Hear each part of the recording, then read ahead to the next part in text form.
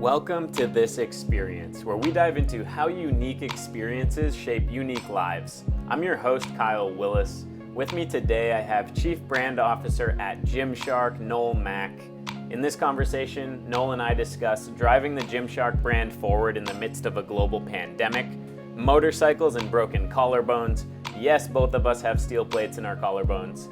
How to take L's and actually turn them into W's, and much, much more. Noel, thanks again for the time, brother. Take it away. Noel, thanks so much for jumping on. Really excited to get to know you a little bit more too. For those of you that are watching, Noel Mack, Chief Brand Officer at Gymshark, grateful to give me a little bit of his time. And so, yeah, Noel, I'll let you, introduce yourself real quick. Well, I never do the long drawn out intro thing. I find it a bit cheesy. Everyone's got what they need to know about me from that. I hate it on Clubhouse when people talk for 20 minutes about, everything they've done so far. It just stresses me out. But the one thing I will say is I need to big you up real quick because I never do stuff like this. People reach out to me, can we do a podcast? Can we do an interview? Can we do this? Can we do that? And it's like pretty much a blanket no response because I'm busy, right? I've got stuff to do. And I think lots of people are too busy telling their story rather than they are writing it, if that makes sense. But I have to big Kyle up in the fact that he managed to hook me and convince me to do this because he figured out a way to worm in with me on LinkedIn and then blindsided me with the request. And at that point, I had to say yes. So anyway, what I'm saying is Kyle's a hustler. Big up yourself. Thanks, Noel. I appreciate that. I mean, it's something that we preach about in software sales too, right? Like booking that initial meeting with the decision maker is the most difficult part of the sales process, in my personal opinion. And how you hook someone, like how can you personalize that outreach and make it emotional, which is something the Gymshark brand has done extremely well. I've been following you guys since the beginning of time. And I think over the last few years, one thing that's clear is kind of this concept of being disruptive in the marketplace. And in a bunch of your interviews, you talk about this concept of disruption. So in regards to disruptive innovation, how do you think about being disruptive, especially given the pandemic and everything that's going on in the world? I don't think you can call yourself disruptive and like pin your sort of name to the mast and go, right, Monday morning, 9 a.m, I'm going to be disruptive. It's about jumping on opportunities when they come along, right? Or staring at a situation when it arises and going, okay, I know everybody else would address it like this. How do we go around it and address it that way and look at this thing the way it's never been looked at before? So I do find people tend to either be sort of lateral thinkers or sort of train track thinkers, if that makes sense. So I think you can learn it, but I think it comes more naturally to some people. So I'm constantly saying to the team and the teams that I manage, how do we Gymshark this? And I'm using Gymshark as a verb in that regard, right? In other words, how do we do this the way nobody else has ever done it before? Do you know what I mean? So yeah, I don't think you can just wake up Monday morning and start being disruptive. I think it's a mindset you have to get yourself into, and sometimes it will pay off, sometimes it will work really well, sometimes something you think would work really well will fall flat on its face. So yeah, it's a mindset thing as opposed to a process and a specific way of doing things. Got it. And that just kind of bleeds into those different processes and systems and teams. I mean, obviously the culture at Gymshark breeds entrepreneurship, breeds risk taking. And I think that's probably just stems from Ben in the early days, right? But I'm curious, like how in your day-to-day, how do you kind of pass that on? Because I'm imagining you're in meetings throughout the day and you're constantly leading and driving this team forward. Like how do you personally let that mindset just bleed into everything that you do? I can hear my cat meowing in the background because it's hungry.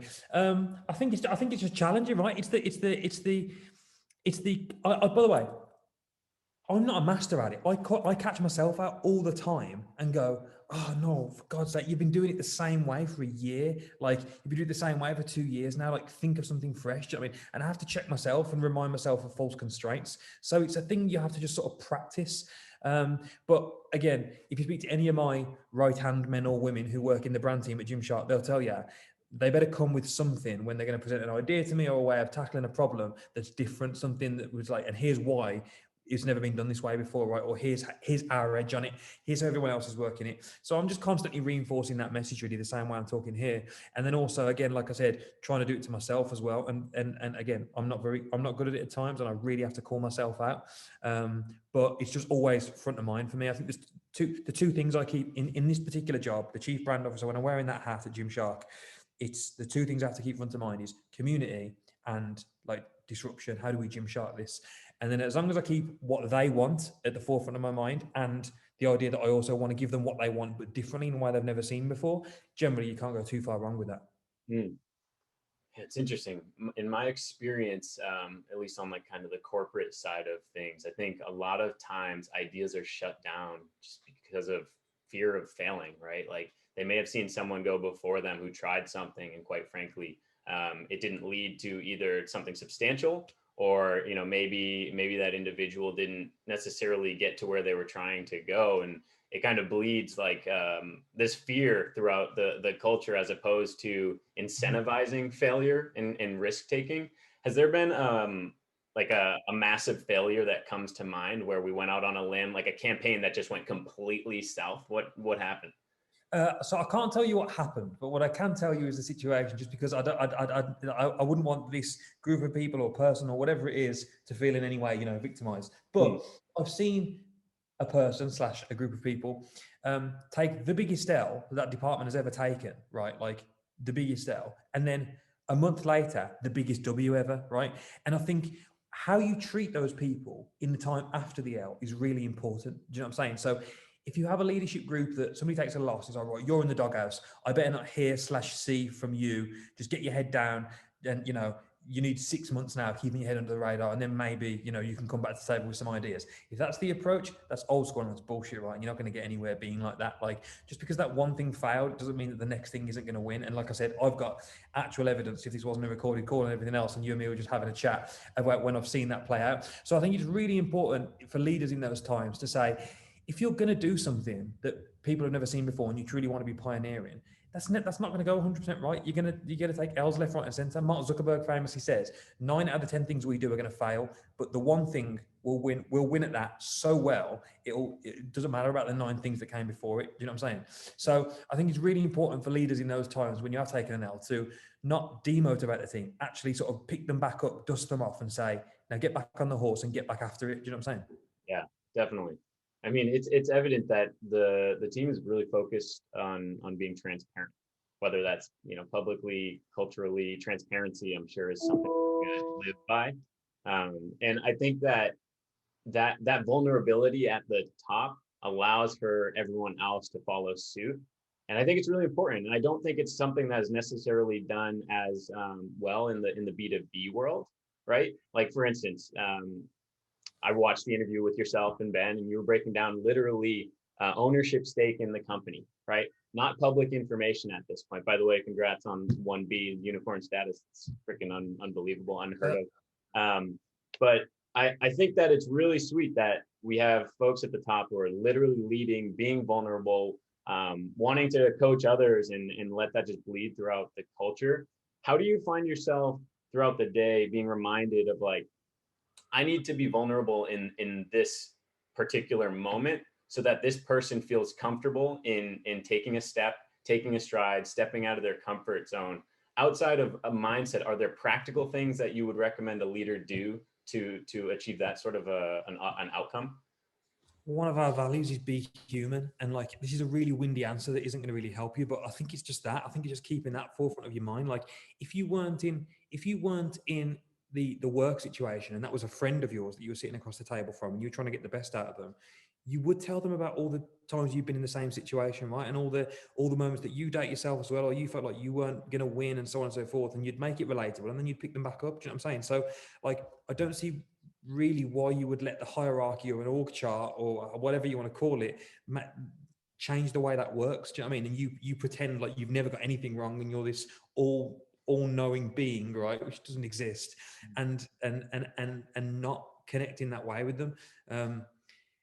You were talking earlier about the way you book calls, right, with the stakeholder or the key decision leader or however you phrased it. You've done that through like psychology, right? The way you got on this call with me was using psychology, like what's the hook I can pull Noel in on and not make him breeze past me on all these other LinkedIn messages.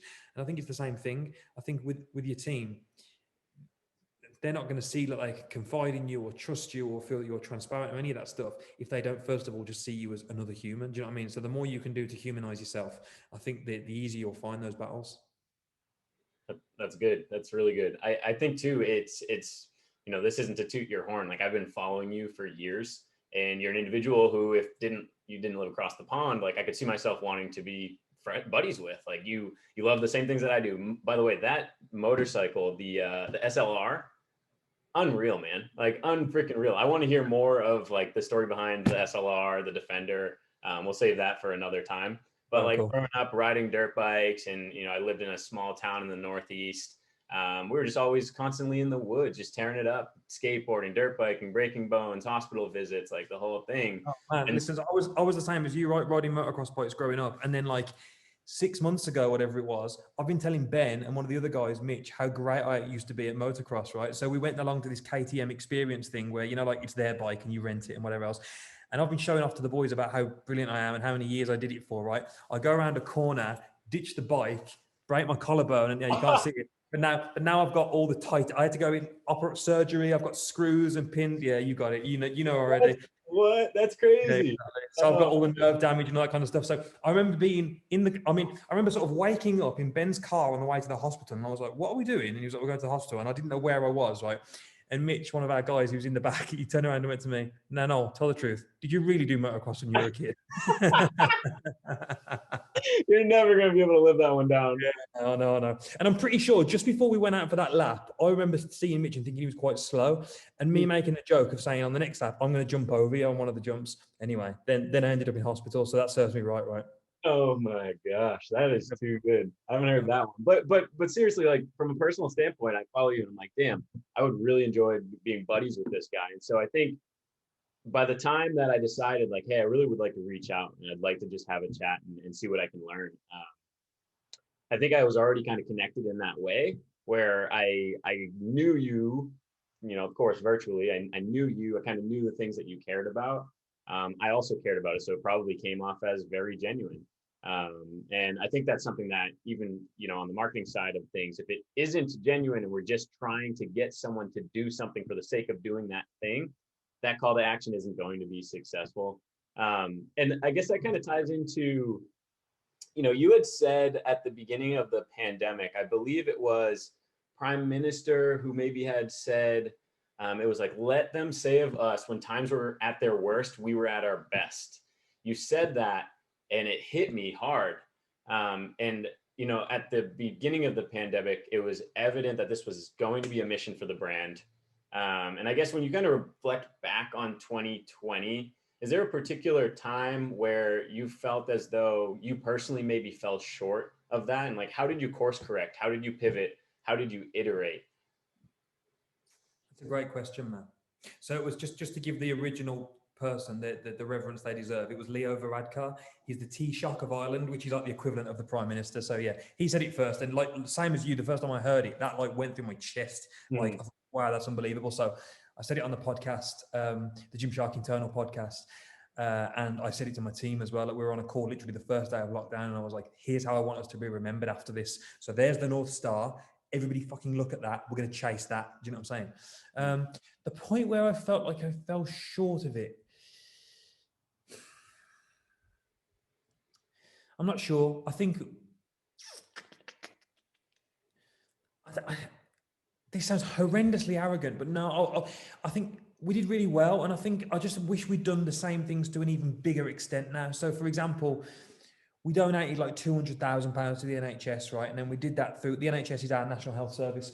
Now we did that through this scheme we called the Sweaty Selfie, where we said, if you guys go out, get out in your garden, do some jumping jacks and burpees, get some baked beans and bicep curl and whatever else, get a sweat on, take a selfie, upload it on Instagram, NHS Sweaty Selfie, and we'll donate £5 on your behalf to the NHS.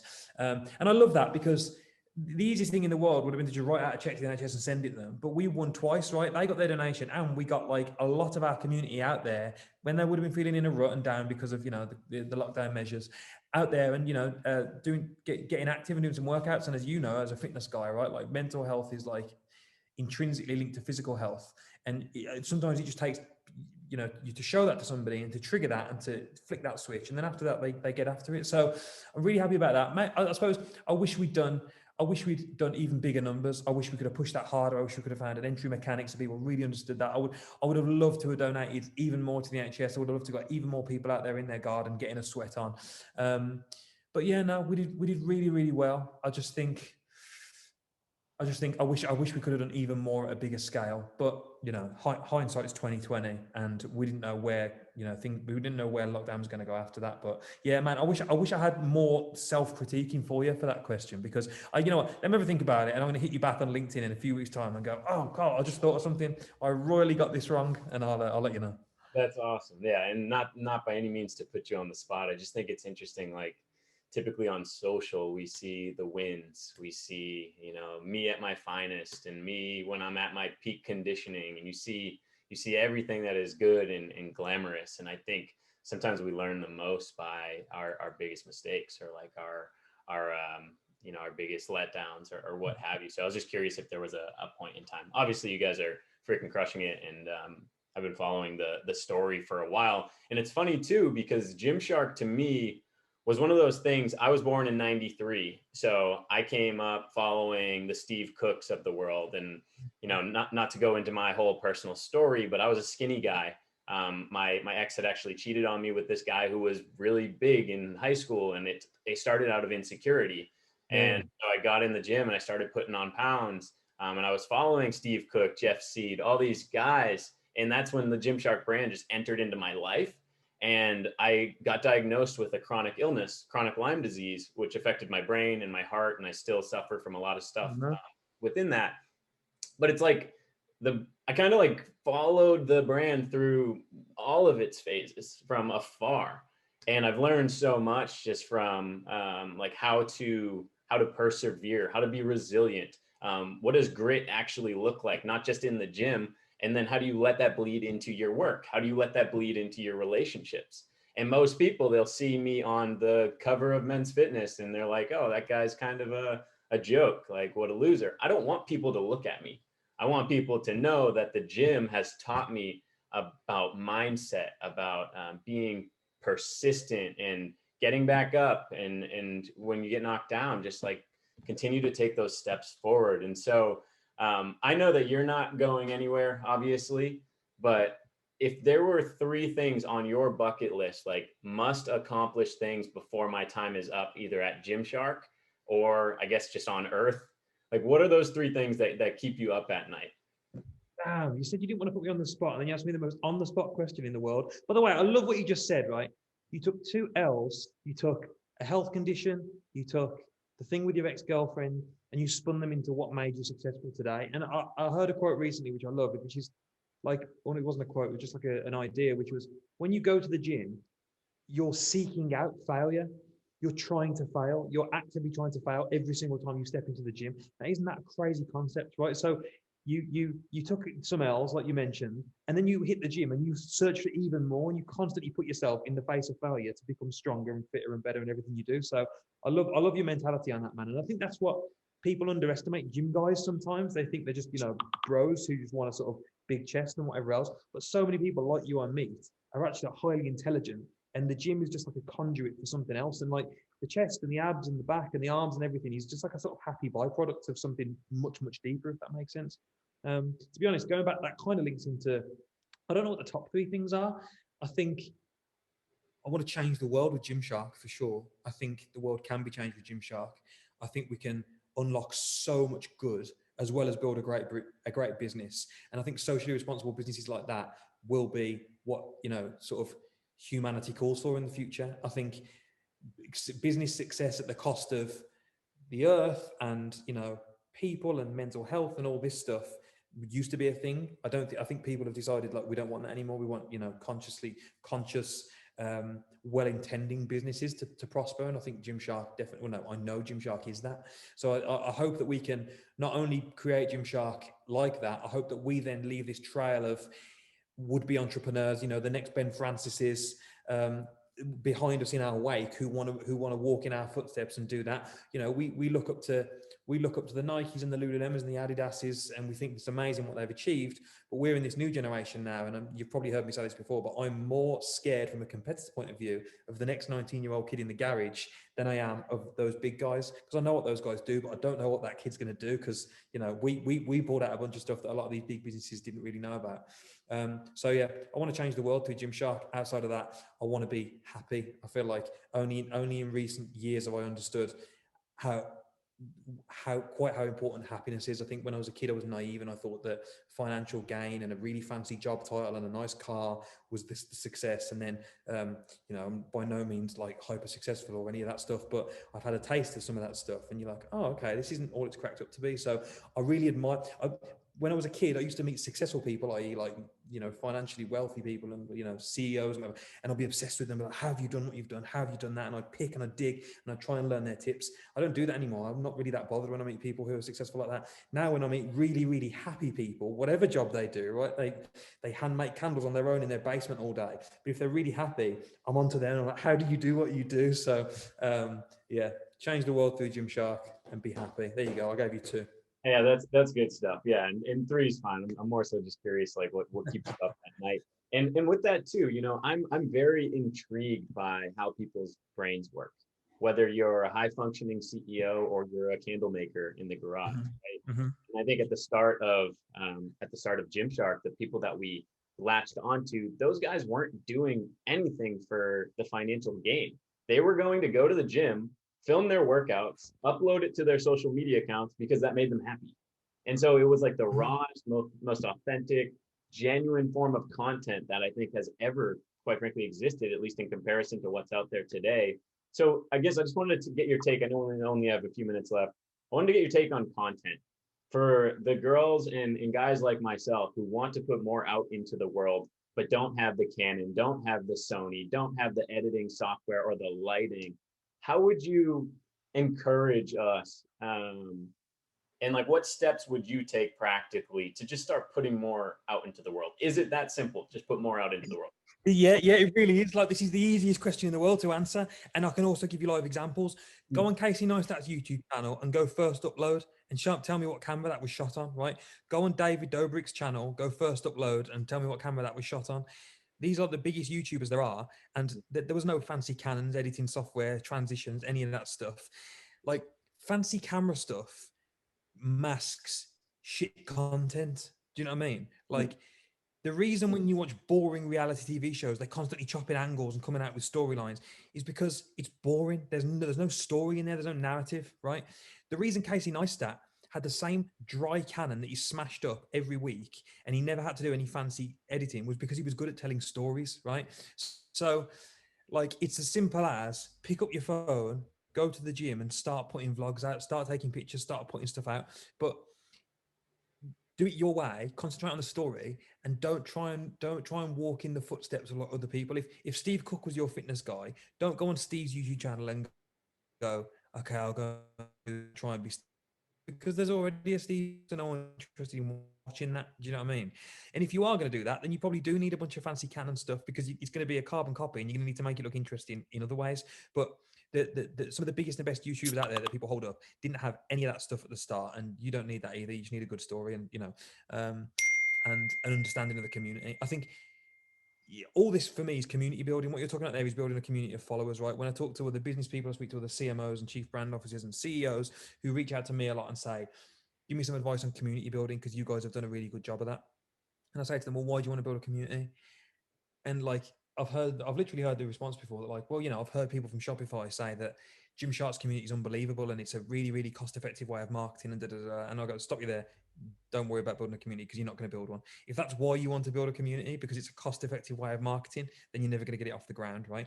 If you want to build one because it's a thing you really, really care about, right? Like, I'm really into making candles, and I think I've got this unique way of making candles, and I've been speaking to all the other candle maker guys, and everyone struggles with this thing, and you're already there, right? You're in the community, and you can start to address their problems and get them to rally behind you. That's what Ben did. He was a gym kid who couldn't find the clothing that he wanted, right?